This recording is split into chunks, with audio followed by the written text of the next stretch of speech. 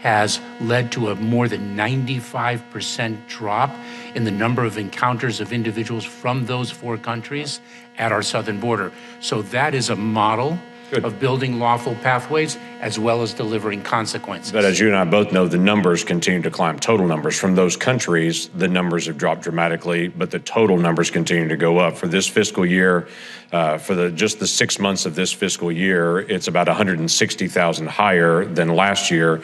Last year was 1 million more higher than the year before. So the numbers still continue to climb, total numbers. So what I'm trying to figure out is for this circumvention of lawful pathways regulation that you're planning to implement across the board, do you expect this 95% reduction that you've seen in those identified countries after it's implemented? And if so, when is it going to be implemented? That's the model that has worked in the past that we intend to build upon, and we are indeed building upon. If they request to go to New York, currently right now, their next hearing time in New York is in March of 2033.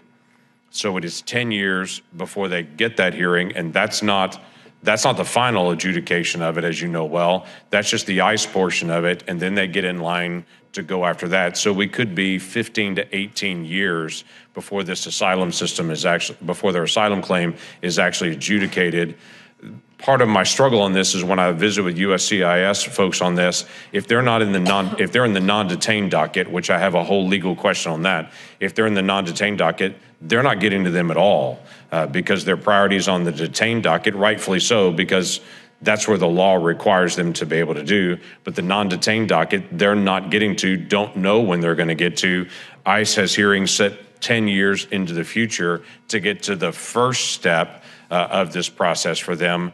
This is clearly not working in the process. And on top of all of that, I was shocked to see in your budget request a reduction in requests for new detention space or maintaining detention space.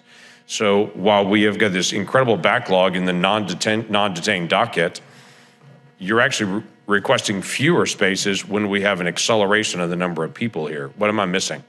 4 responses, if I may. Number 1, we are not seeking a reduction in detention space. What we have done is place the funding for additional detention space in a contingency fund.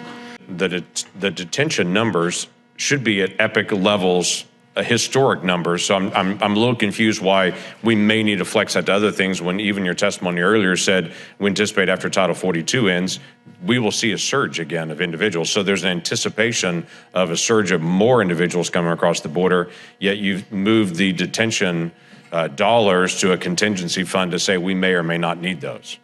Well, that's speaking of fiscal year 2024, not fiscal year 2023. We are hopeful that the measures that we are taking will diminish the number of encounters at our southern border. The proposed rulemaking to which you referred originally, building upon the success of the program we announced and implemented on January 5th,